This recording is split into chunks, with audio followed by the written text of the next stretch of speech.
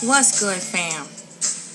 This is Queen Common Sense coming back to you from the Chi-Town, holding it down. Heal the nation. One love, one family, one unity. Ma'at, Hotep, tough love, and common sense. I'm coming back to you with high and low frequency Christians. I've been running into a lot of this bullshit lately. These double standard having, two-step making, backstabbing Christians. Now, like I always say in my little disclaimer, if the shit don't apply, let it fly. And if it strike a nerve, then it must be something you heard in there that apply to you. So, either way, fuck you. But yeah, heal the nation. Eliminate and identify these low frequency motherfucking Christians. Because that is the evil that Esau do with these low level, low vibrating Christians who stay stuck up in the church or stuck up on a soapbox preaching and reteaching the same old bullshit, and they really haven't gotten anywhere much in life, and they stay up in the middle of all kind of shit all the time. And most of us, or I should say a lot of us, I shouldn't say most of us because somebody gonna pick that shit apart too. A lot of us have been raised by some of these low frequency ass Christians. I'm one of them.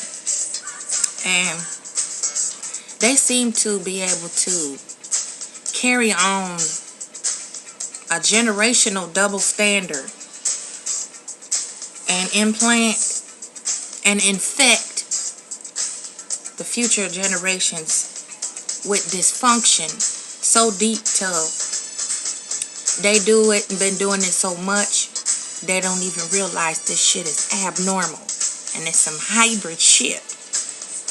Now, I'm gonna get on the low frequency Christians that stay stuck up in the church and they do the bare minimum to ease their conscience of the guilt they feel for not reaching out and touching people and really truly paying it forward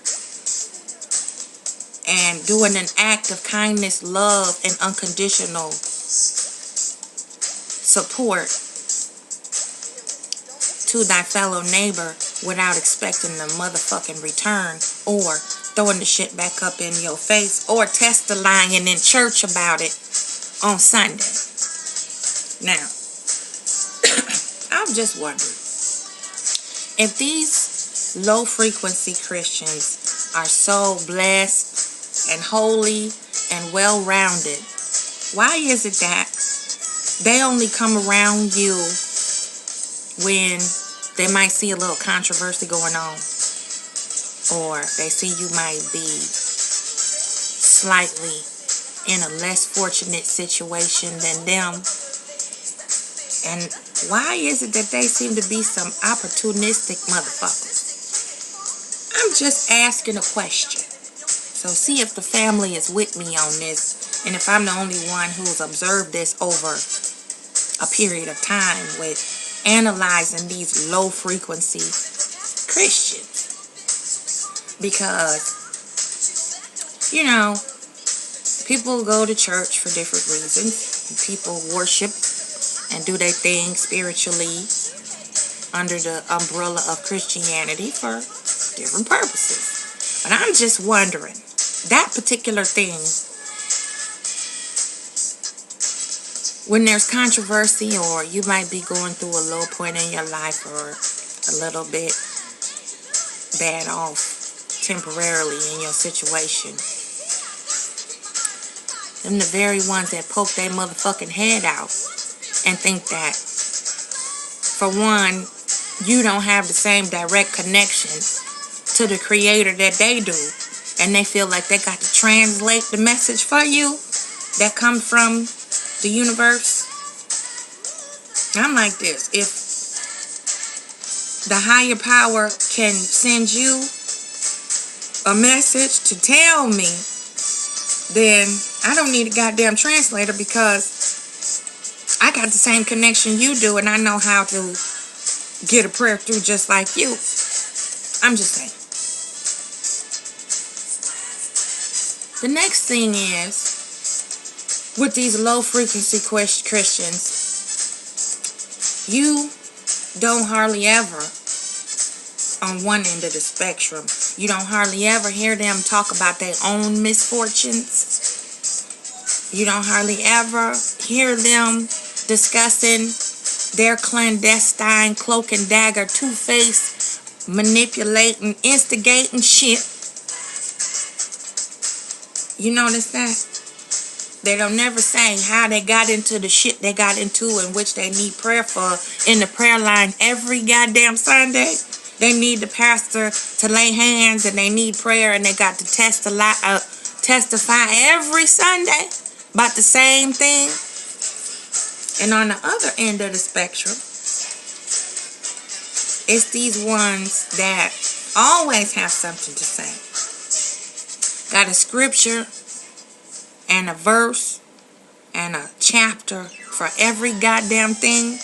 And and when you read the shit and look at it and study it for yourself, it really don't apply to what the fuck you really going through, and they can prophesy and prophesy over you, and it's just not even hitting on shit. And when you go back to verify with them their message that they trying to help you with, all they have to say is, well, we just have to pray about it. All the while, they on channel 2, 7, 9, and 11 spreading your shit all over the church and the neighborhood. I call them bench warming Christians. They don't never do shit to help nobody else. They always got the goddamn hand out and hands open and mouth open, talking, ready to receive, but don't do shit.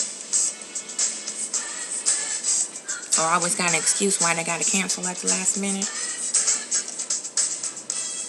Just, things I've been observing and looking at and have been curious about over the years with different types of Christians that I have met and dealt with over the years.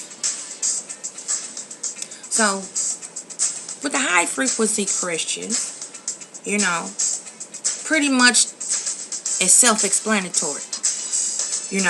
They out and about really trying to touch lives and make a difference and heal the community and change things and move things and get things happening, to get people to open up, communicate, learn from one another, as well as grow themselves. And they're always in a forward motion type of situation. They always moving around. They always got some positive energy flowing. They always have a positive affirmation to tell you. And it's not always based on one book or out of a particular section of that one book. And if they can't help you, they're going to send you to somebody or somewhere that you can receive help from.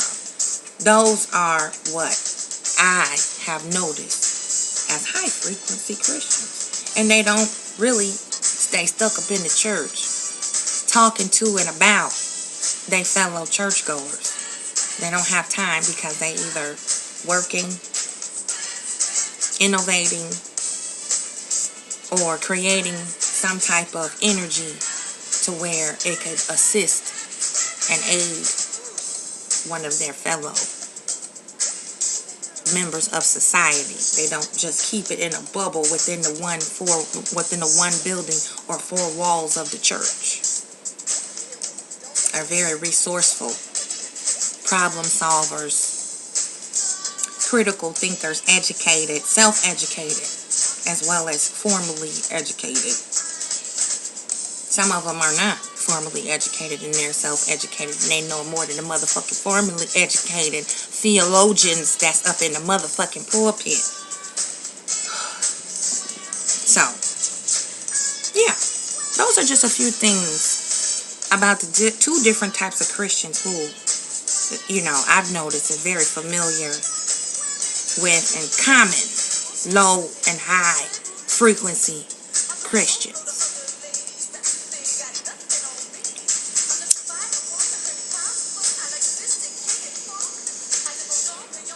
Also, these faceless fucking Christians who, the congregation is always praying for, and don't nobody hardly ever see these motherfuckers. Yet they got their hand, somehow, they got their hand in everything like Big Brother and shit.